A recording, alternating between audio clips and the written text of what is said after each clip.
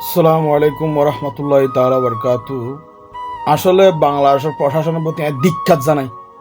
বাংলাদেশের প্রশাসনের প্রতি ধিক্কার জানাই। এত বড় নোংরা গৌরা প্রশাসন, তার আর ক্ষোভের মতো কোনো ভাষা নাই।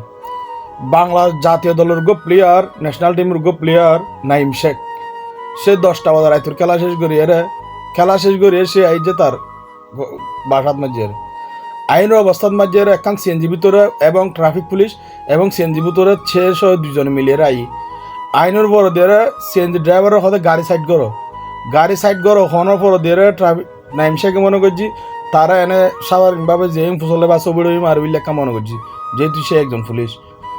তারে গিয়েছি গাড়ির তুন বাইর করিয়ে গলা চায় সিবি ধরিয়ে তারা ওলু ফাতার মারছি মারানোর পরে তার তো কোনো কিছু না পাই, সে একজন ন্যাশনাল টিমের প্লেয়ার।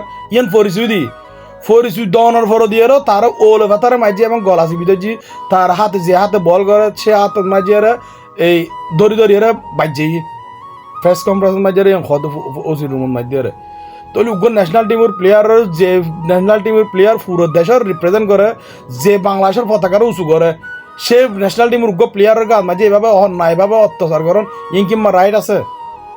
আর খন জায়গার মাঝে বসবাস করছি এই মানুষ নাম নরবসী চৌরি দেখনে এ হালার ফো হালাই নিলে বলি আরে পুরো দেশ কলঙ্কিত, ফার্স্টিং 100 টাকা 1000 টাকার বেচা গড়ি নোর চৌরি দেখনে হালার ফো হালাই নিজের দেশে ডেলি রিপ্রেজেন্ট করি না বরং তারা যারা রিপ্রেজেন্ট করার ইতারার ফোনান মারি ধর তোরা ইং করে দুনিয়া তার কতদিন খাবি তোরা লাভলে আদে পুরো ডিপার্টমেন্ট আছে তোরা লাভলে বন্ধ নাই আলার তালাইন ভালো যাস না।